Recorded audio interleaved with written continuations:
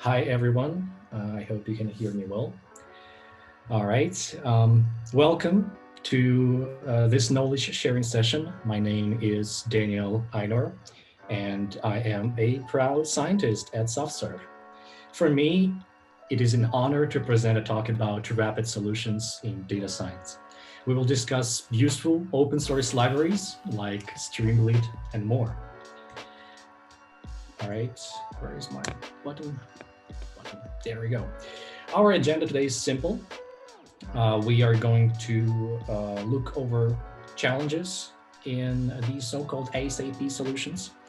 I would like us all to participate in this little interactive session where I would like to hear your ideas how to tackle this or that problem. We will go over the demonstration of what this framework can do. And we may say a few words in comparison of this framework to the popular R Shiny. And just before we get into the details, I would like y'all to have your phone or your browser tab ready and open at this menti.com website. I will provide instructions for you in a few minutes, just to save a few minutes right there, that slide. All right, just have your tab open at menti.com. All right, in the era of fast discoveries, one needs no less fast solutions. A professional data scientist is the one who can swiftly and effectively ingress into a business problem, collect meaningful observations, and importantly, prepare ground of evidence for business analysts to come up with recommendations for the client.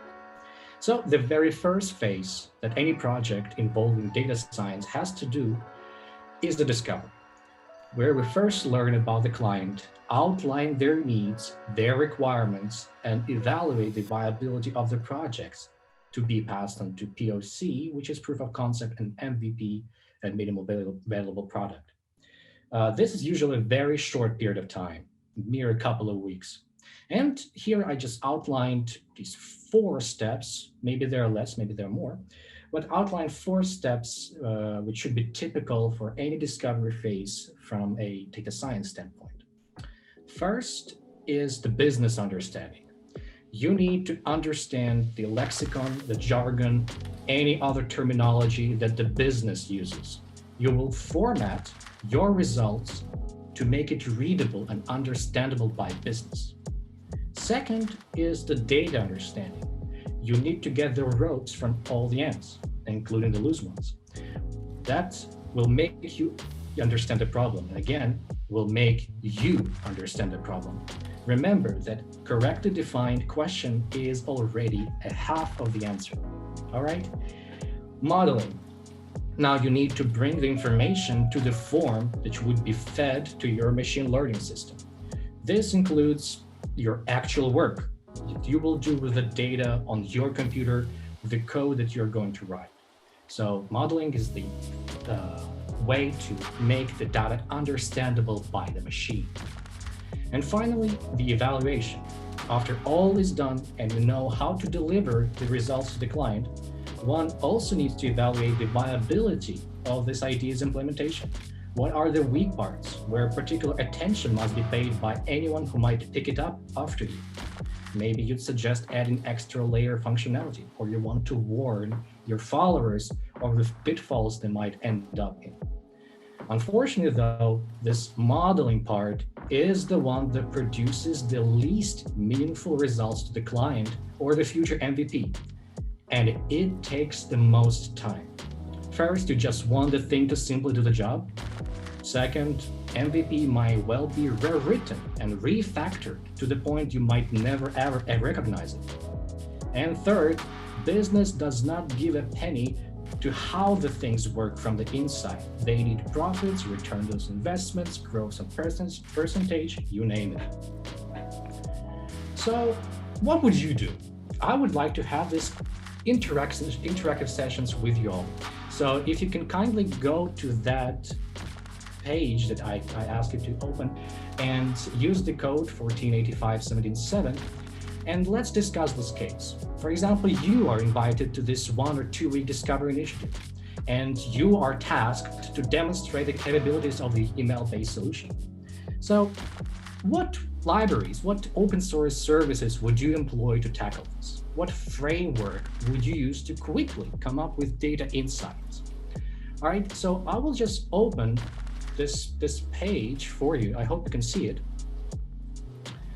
All right, and once you start typing in your answers, they should be lighting up. So, all right, we have a first answer, Dash, a very powerful and very, very versatile package that can deal with anything. Plotly, of course, Plotly is something that everyone in data science uses because it's just amazing. Excel, I expected that answer.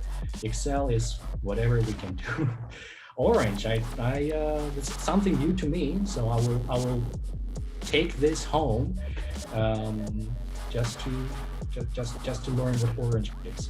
Power BI and Tableau, of course, it's UI-based frameworks where you can build beautiful graphs. All right, ClickSense. Oh, something pretty new for me. Anyone else? MLNet, nice. And I see the leader is this Dash. It's the biggest word.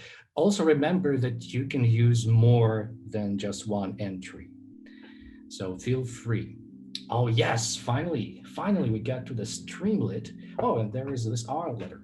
I forgot about R and Shiny. I guess it will be Shiny. We're going to talk about Streamlit in a bit, so I will not spoil nothing for you. Cubalate, I hope I pronounced it right. It's also something I've never heard before. Cool, that's amazing. I will just give another 10 seconds. Maybe you can come up with something else. But overall, we can see that Dash is the key to this all. All right, I would like to thank you for this session. For me, it was very fruitful because I learned a few new words for myself, which I'm going to Google later. Let's get back. So, someone is already familiar with the Streamlit, but what is it? I certainly learned something for myself from the previous part. Just saying. Let's go to the topic. So, Streamlit is a relatively fresh framework. It was launched somewhere in August 2019, last year.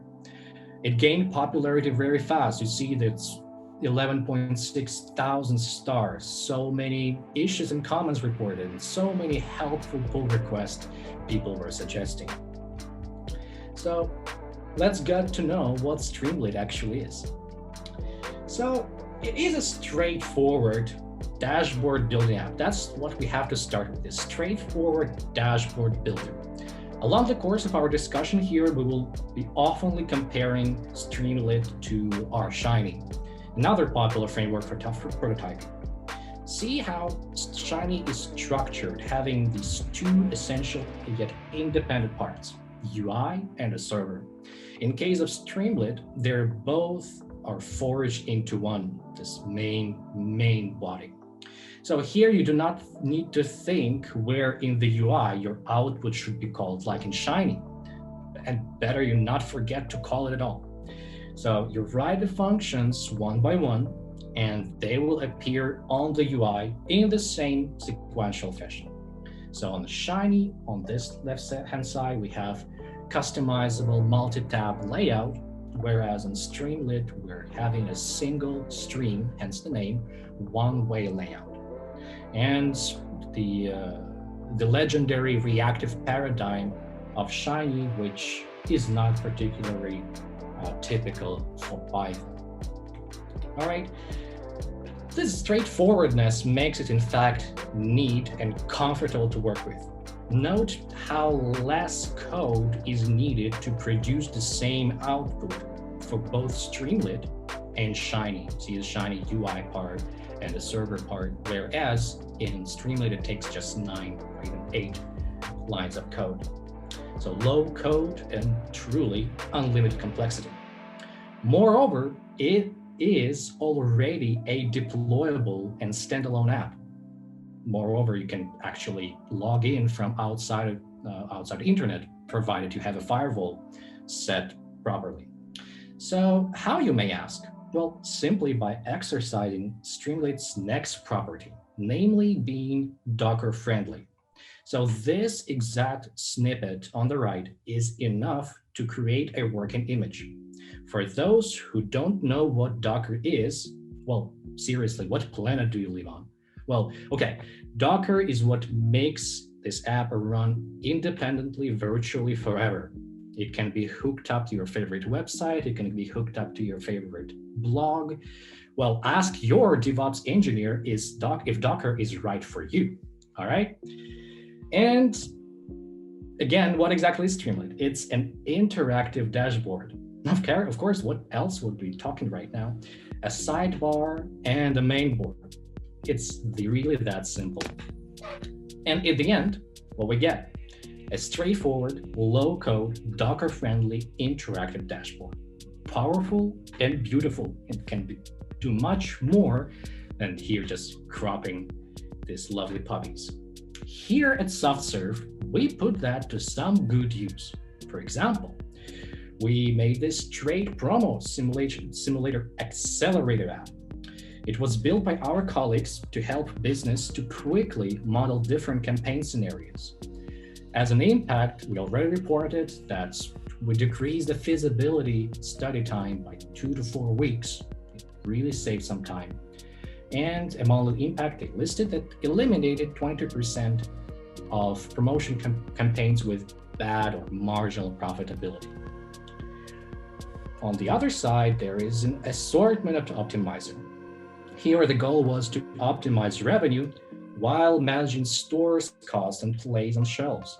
Well, other than the obvious part that the development of such app took weeks, not months, we were able to actually state that the use of this app actually transformed into real profits. And finally, we are arriving to the jewel of our presentation, this demo app I'm going to show you. So I'm about to show you how Streamlit works in about a second. Before that, I just want to outline the purpose why this was created in the first place. First, we wanted to bring the currently available documentation on Streamlit all to one place as much as possible for anyone interested to have it handy. Second is to put to demonstration all available widgets and collect the code snippets that can be reused in any other Streamlit preparation later. And lastly, but not least, experiment and demonstrate how Streamlit may interact with other libraries, namely for the purpose of data science. All right, let's get after it. Here you see on my screen this pie chart.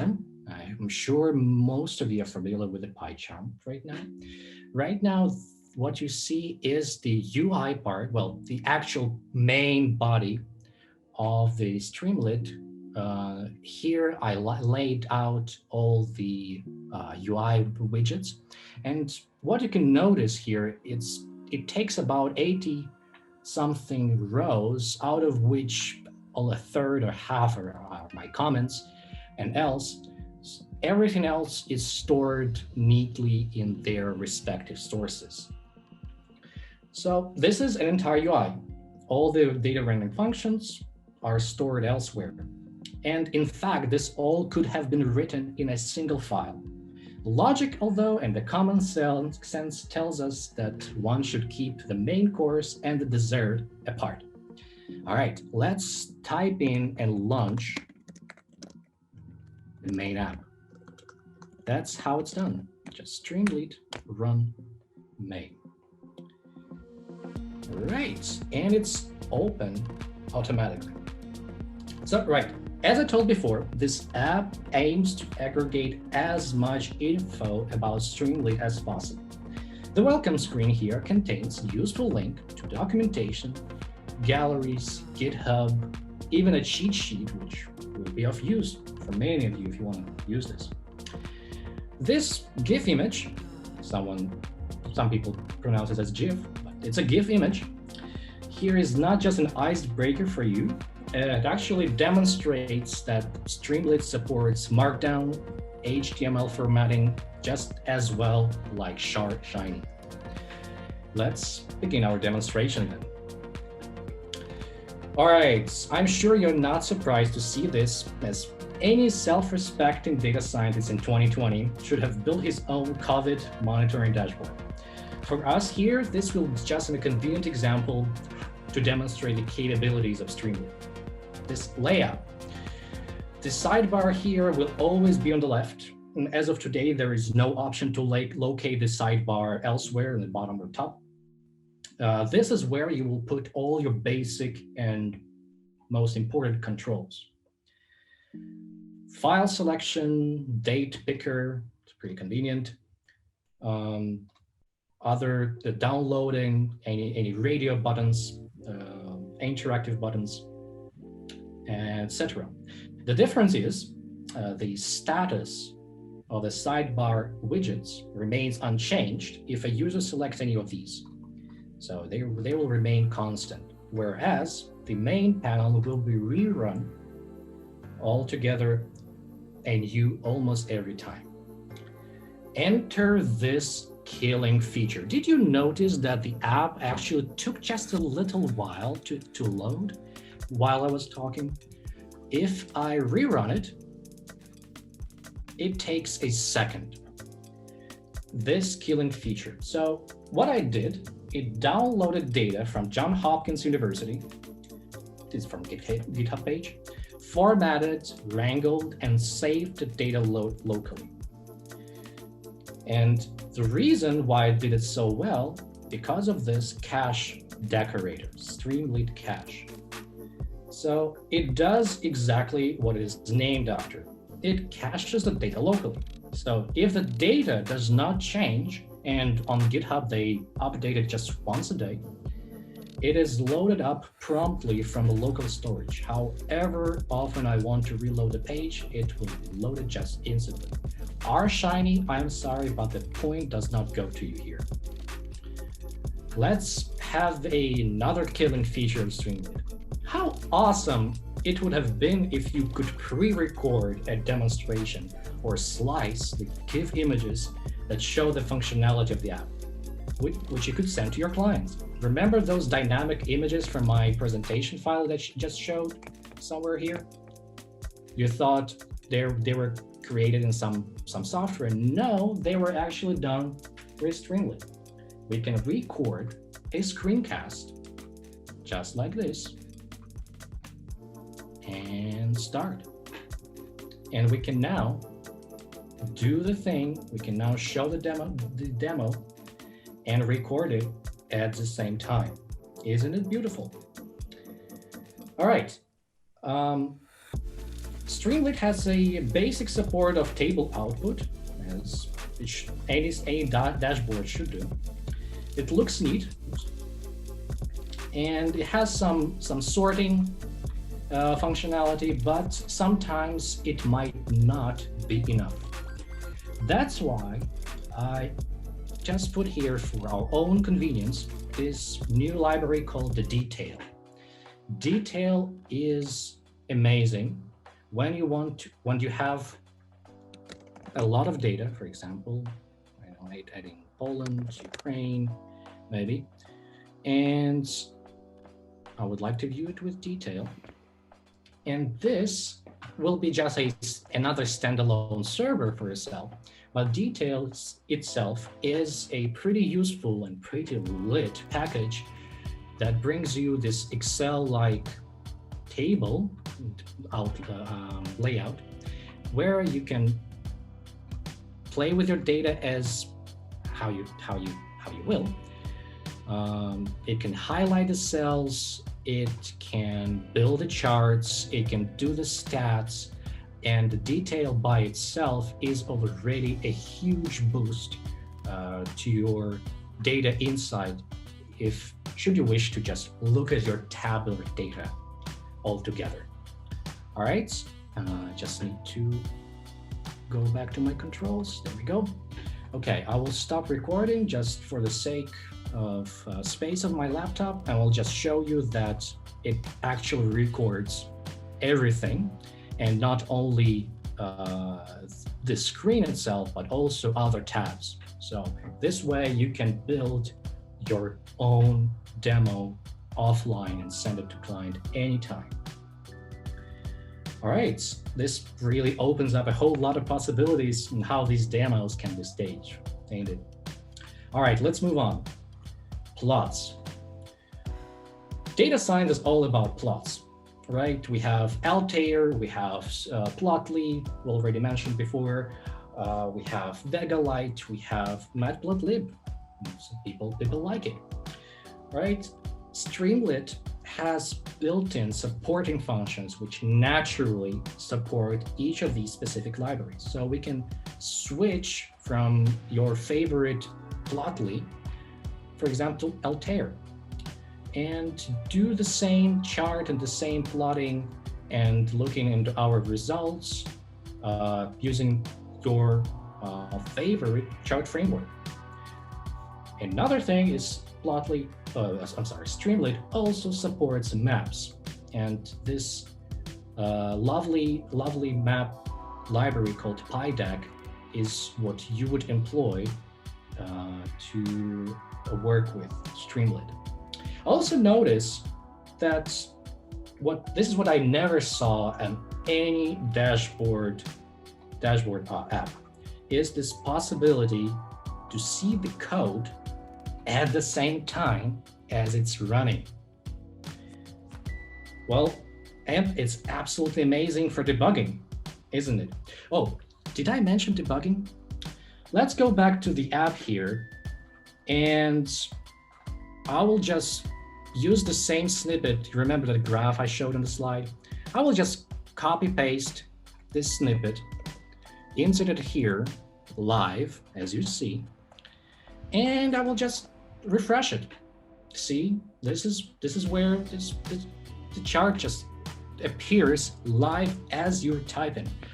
And to enable this code snipping, we need the echo code location, say below. And we do some indentation here just for the sake of it. Reload and see, this is the exact code which produces this app. For me, I'm sure as for you as well, this is a mega killing feature. All right, I will bring it back to the state as was before. Okay, let's get back to the app. And finally, the machine learning part. We'll hide this. Let's run the machine learning. And this is a completely different topic. We could spend hours and hours talking about this library. This is called a PyCaret. And while it's running, I will just tell you what it is. So again, it deserves its own knowledge sharing presentation. What we need to know is when PyCaret, when paired with Streamlit, it is an ultimate combo for rapid ML prototypes. Simply put, PyCaret is an aggregator of all the other open source machine learning libraries. This feature is that you can write a PyCaret ML task, which will take no more than just 10 lines of code. What it does then is when you feed your data and tell him what problem you want to solve, like classification, regression, anomaly detection, even NLP, it automatically understands the format of your data, splits them into training, testing data sets to run as many known algorithms as there are in the open source, regression, linear decision trees, Bayesian algorithms, gradient descent, like this light GPM, support vector machines, you name it. It fits the data, rolls over all the specified models, finds the best one by precision or recall, or with you may specify what it should prioritize, Then for that model, it finds the best fit hyperparameters and provides evaluation in the form of these SHAP plots. See how the SHAP plot and the UI code that actually is responsible just to build this SHAP plot. Okay, so here I just wanted to simply model the number of active cases for COVID, only knowing the rate of the increase in the new cases, new recoveries, new deaths, not entirely just by actual numbers. Actually, the actual numbers are not used at all. So of course, it's not the best approach. The aim of the app was not to build the COVID model. Just from epidemiological standpoint, just honoring my biological background, I just want to point out that the most reliable way to look into the disease spread is by the most reliable marker, which is a mortality. Is a case fatality rate or with excess mortality, analyzing countries' testing efficiency. Because again, the death is the most physically reliable parameters in such analysis, unfortunately. Why not?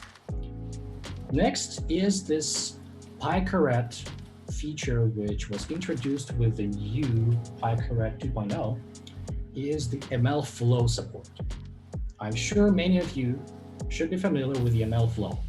This is the way to track and to control your ML runs and to track their efficiency, their performance, how much time it took.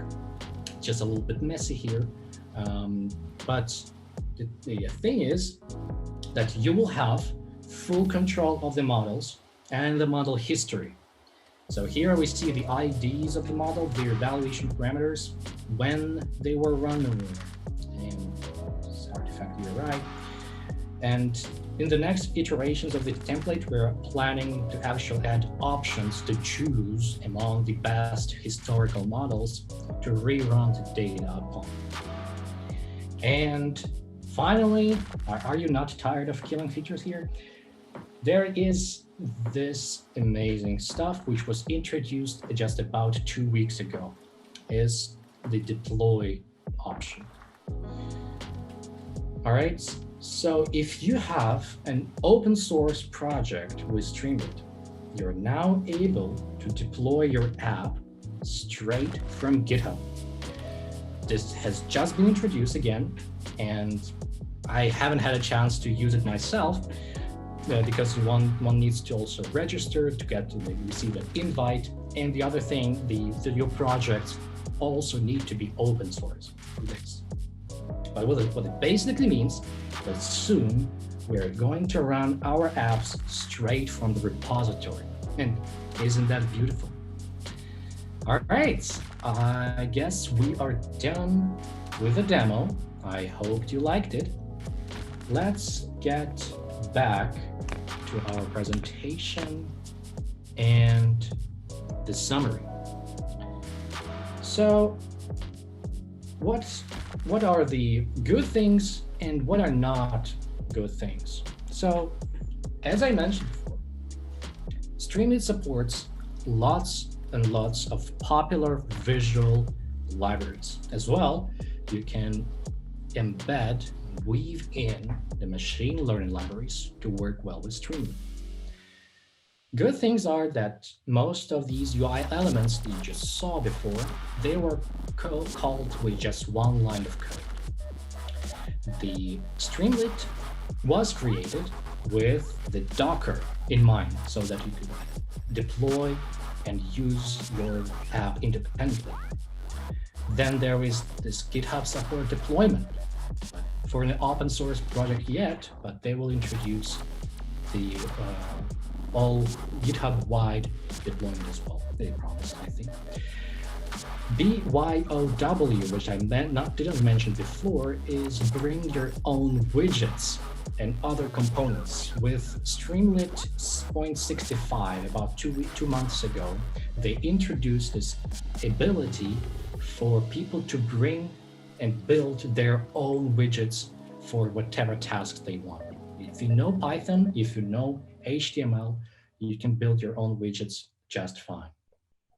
The killing features, the ones that actually make it over any other dashboard that I actually worked with. First, of course, is caching. It's an enormous boost in productivity when you can just download this big chunk of data and just reuse it and not download it anymore. It's true for GitHub, it's true for any SQL database. If the data is not changed, it's downloaded only once and just used after that. Second, it can be debugged while app is running live. You just saw that. I entered some pieces of code, I refreshed the screen, and you just saw the new widget or the new functionality just appear that instantly. Third is ability to record screen. This is amazing. Now we can just record the offline demos, how to use the app, which is no less important, and even give our voiceover. We can record our own voice with that, just tell the presentation and not have these dozens and dozens of meetings. All right, and the last but not least, it can show code on the UI and execute it at the same time. Amazing for debugging as well as just typing and refreshing the page. But there are also not as good things, so we cannot just have all the good things. Well, this is a bit strenuous when you have to rerun the whole page when a main widget is called. I will show you in a second. For example, in the visual, I chose to look into the confirmed cases in New Zealand, but I'd want to not to use Plotly, but rather Altair. And now all the widgets are now just dropped to their default state. I now again have to select all the new widgets. So again, if you want to have the permanent user selection, keep that in the sidebar. If you want these, let's say, changeable, not permanent widget settings, you may keep them on the main panel. Okay, a different thing was, it was a bit before the last update, and this is just a bit outdated. It was just a bit challenging when you had just a whole lot of info and you had to manage it. In Shiny, there wasn't a possibility to use tabs to just organize your data from tab to tab. With the last update, what authors did, they introduced these expanders. That's what they call these expanders widgets, which may actually hide a bulk of information for you.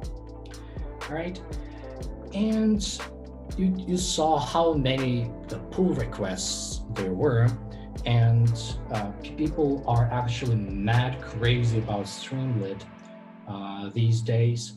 But the Streamlit authors seem just a bit cautious in introducing new widgets and new functionality, and despite this overwhelming popularity. The last thing, and I guess I will disappoint you a bit, but the Streamlit is not exactly for production. Of course, we should not take the bread and butter from our front-end engineers. Of course, they should be happy. The Streamlit is just for demonstration, just for prototyping. You want to get the insights from your data as much as possible, and for production to actually use packages that are suitable for production. All right, and we get to the summary.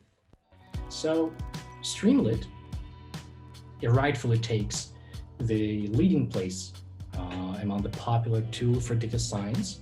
And this is true. I just showed you the killing features that makes it amazing for developers to work with Streamlit.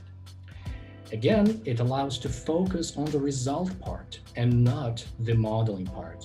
You're looking straight into the insights and not into how to code the hell out of it. And for user, for customers, for our end client, this actually brings the science and not just data. You allow your client not only to see how the data science is, but to show him how data science works. You can show him code, you can allow him or her to play with the app however they want. All right, so this is mostly it.